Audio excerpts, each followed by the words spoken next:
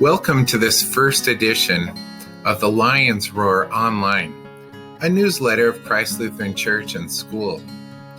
First, I'd like to give you an update. As many of you know, the Governor, Kate Brown, has extended the closure of state schools through April 28th. As of today, Christ Lutheran Church and School are also taking the precautions recommended by the Governor and the President of the United States. So, does this mean we're just stuck in a holding pattern at home? Well, the answer to this is both yes and no. Now, I say yes because it is proven that these measures are in place in order to not only keep the general populace from contracting the COVID19 or coronavirus, but it is especially important that we do this to safeguard those in our population who are elderly and those who may have a compromised immune system. As the CDC has stated, a majority of the American population is physically able to make it through this virus, but a significant population is extremely vulnerable to dying from it. So as we look at other countries, though, we may be tempted to feel emboldened because this has not struck our country quite as dramatically. Well, that is true, but it's for two reasons. One, we were able to bottleneck it by limiting travelers from other countries. And two, and most important, the American people have banded together in limiting risks by doing things like hand washing, social distancing, that kind of thing. So, the real question, what about the school?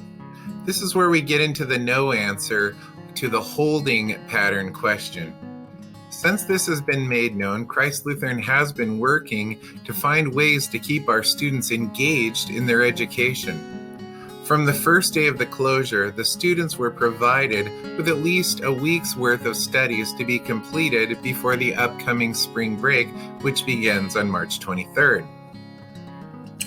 What that means is the beginning of April, Christ Lutheran will unveil the plan to continue education. Tonight, the Board of Education will meet to discuss options, including a virtual environment, coupled with either electronic or take-home packets for the students to work on. There will be more on this published during the spring break week, so keep your eyes open and your ears open.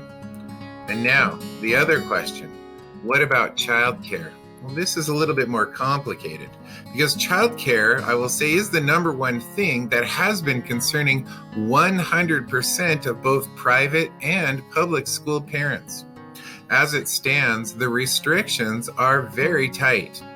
As of today, the only lightening of these restrictions appears to be for those parents who are in the medical fields or emergency responders. This is, of course, a very timely and prudent exception because at a time like this, when we need to be able to free up our doctors, nurses, firefighters, EMS, and police to continue serving our community.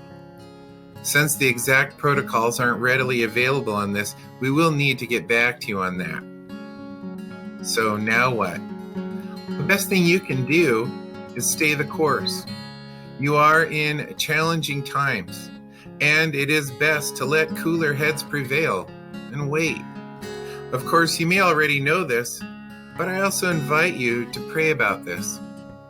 Cast your worries on the Lord, and He will indeed comfort you. If you need pastoral care, I am more than happy to provide it. I am confident that God will indeed see us through this as He has seen us through everything else. And I know we will emerge greater and better equipped as a result of it. I plan on doing these video newsletter reports from time to time, so stay tuned for more of that. But in the meantime, receive the benediction. The Lord bless you and keep you. The Lord make His face shine on you and be gracious to you.